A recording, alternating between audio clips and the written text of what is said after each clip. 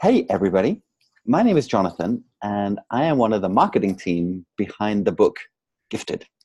And it is my absolute joy, pleasure, honor, exciting to introduce you to the two authors of, and of course, I'm in a library, why not, of Gifted, which is Kim Griffith and Paul Kotter, or Kotter, depending on which side of the pond you're listening from. But fantastic. Hello, you two. Hi. And we went live just a couple of days ago with Facebook, and many things that have happened over the last couple of years are now coming to fruition, and the manuscript is printed, and the publishing is happening, and the illustrations are happening, and it's time to let the world know what's happening.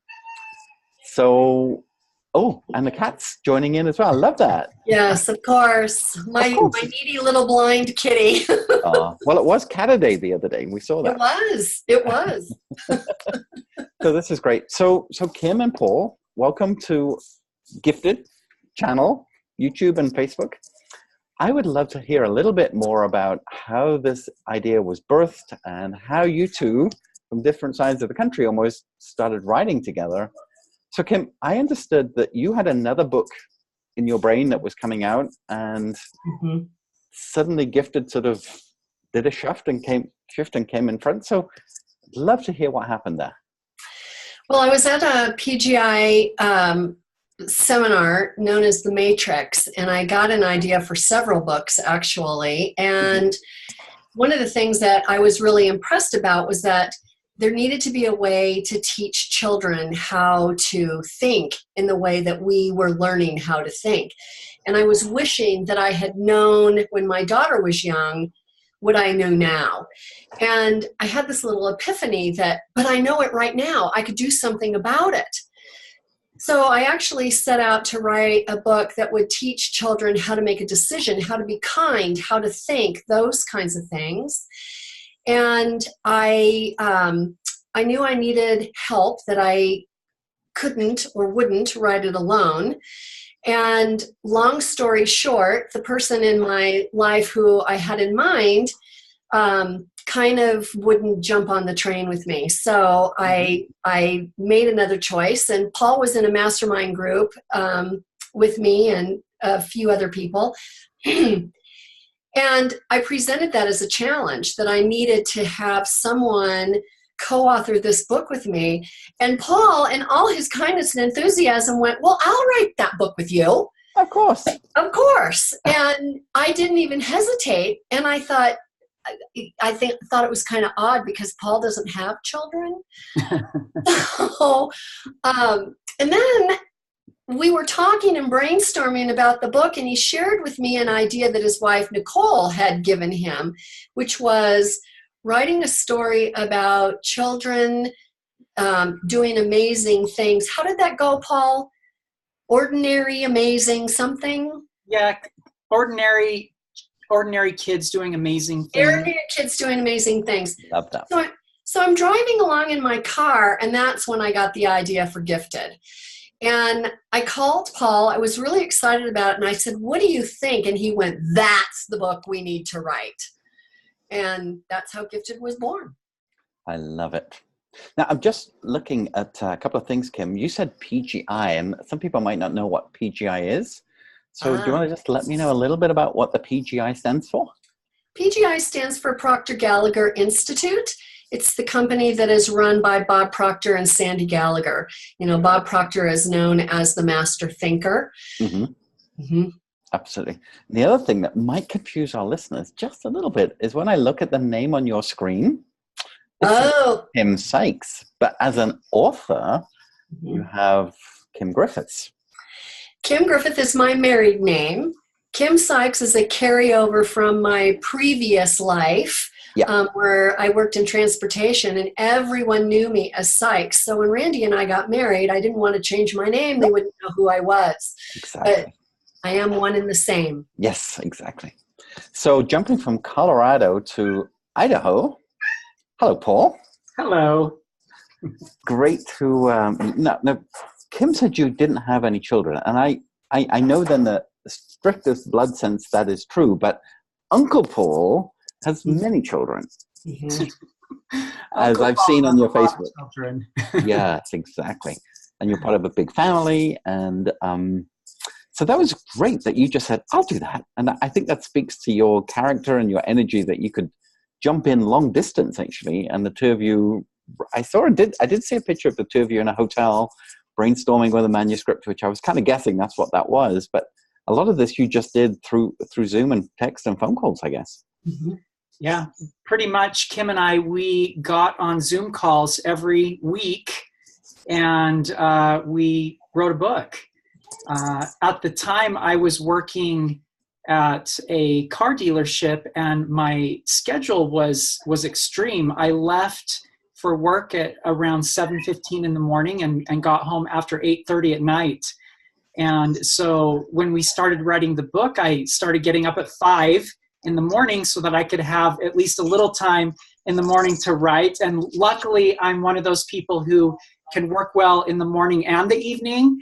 And so I would write every morning. And then, if my brain wasn't dead at night, I'd do some writing in the evening too. Amazing. I'm very lucky, sworn to secrecy, but I have had the joy of reading the manuscript, as a couple of very gifted people around the world have done so. I'll call myself gifted for that. But one of the biggest things that I have found, and it is kind of surreally spooky, is there is a character in the book that you can tell me about who is actually a bird. And since I've started reading about this type of bird, this person, or I guess I can call him a he, keeps showing up in my life. I can't go anywhere now without seeing this kind of bird. So what's with that? Do tell us about the bird. Go ahead, Kim. I was just going to say, go ahead, Paul. I was going to have you because you named the bird. So there, we knew we wanted to have a person, a character who kind of represented the universe, and Balcazar was born. The name is actually pronounced Balcazar, but we have always called him Balcazar, and it means gift from God, which is really kind of cool. And Balcazar knows everything. So that's why he shows up all the time. He's paying attention. He knows it all. So it's not very often you come across a talking crow. Mm-hmm. Which kind of reminded me of like the Disney movie Dumbo, because they were all on the telephone line, laughing at him like, have you ever seen an elephant fly, kind of thing. But yeah, that's the only other talking crows I know about. If you know anything about crows, they're really highly intelligent, and they work in big social groups, and they function in many ways like people do, and they can identify people, and they can identify dangers, and they remember things. They're really amazing birds if you get into it. So that's why Balcazar is a crow. And the spooky thing is, every time I look out of my window, there's a crow. It seems to follow me around. Yes. It really is a sort of a universal phenomenon that's appearing in my life. It's pretty interesting. Yeah, yeah. So along with a talking crow, which is like, wow, there are 6 main characters in the book. And as time goes on, we're going to reveal a little bit about each of the characters and who they are and what they are. But one of the cool things is that each of the characters has a gift given to them in the book. And I'm no spoiler alerts or anything like that. But I'm just curious, just to give our listeners a little bit of background, is that where did these gifts come from? What do they represent? Maybe your turn, Paul. Yeah, each one of the gifts, it's interesting that the book is called Gifted, because the word gift can be used so many ways in this book. So each one of our characters has a mental gift that we highlight throughout the book. And each one of the characters received a physical gift that represents and helps them use and learn how to use and hone their mental gift. And so that's where that idea came from. And the word gift and gifted just is on so many levels in the book.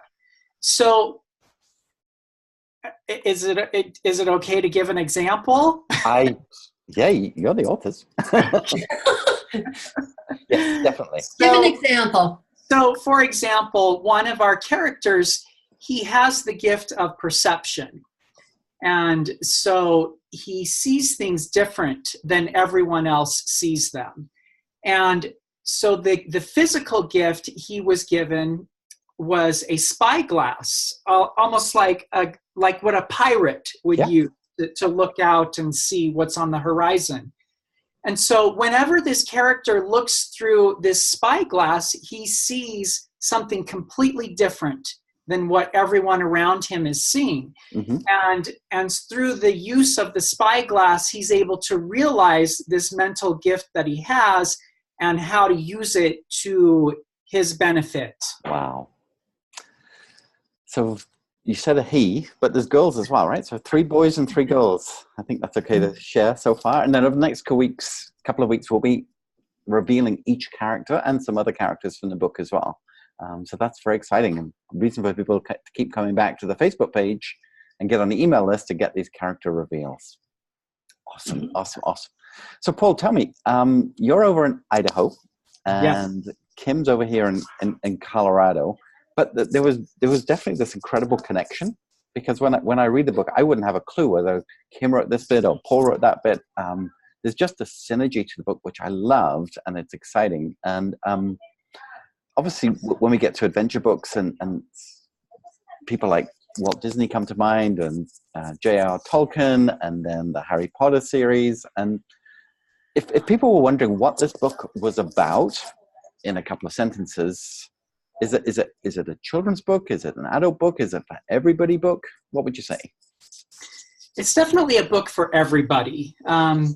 Because the main characters are teenagers, a lot of the people who we've talked to initially assume it's a children's book, but it is a book for everyone. Exciting. Very much so. And there's a real love of animals in this book that I can see coming through, which kind of comes into your world there. Hey, Kim. So I noticed you have a little cat, but animals play a very big part in what you do in real life, right? Yeah, so I am a veterinary technician. A technician is to a veterinarian as a nurse is to a doctor. And I worked in practice for many years, mostly in equine practices. My heart belongs to the horse, no doubt. That is awesome. But there's no horse in Gifted. Episode 1. Maybe the sequel. Because this is part of a series, right? You already know what the series looks like. So this is just several, which is very exciting. Yep. And we're looking, I believe, August 2019 is when the book comes live. So we have a goal for this to become an international bestseller very, very quickly. So what we've asked people to do is to sign up to get an inner circle, if you like, behind the scenes. And you will get first dibs on when the first edition of the book is coming out. Because statistically wise, to be a bestseller is a great thing, and really helps people understand the value of the book when there's other people say it's already a bestseller.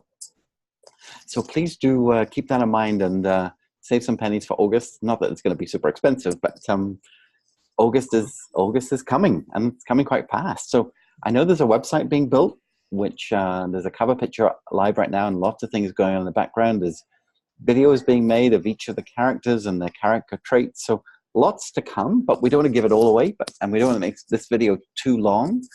But this is an author reveal, if you like, and the initial story of the plot, and where this is going to go will come up in subsequent weeks each week. So Paul and Kim, thank you so much for your time. If there was one little word of wisdom that you'd like to give our audience from the book, is there a phrase or a event that comes to mind that you just want to tease us with a little bit, each of you? I would say, I would say if there's one word that represents the book, Well, actually, I'd say 2 words. The first word is adventure, because it's just a nonstop adventure. And the second word is illogical.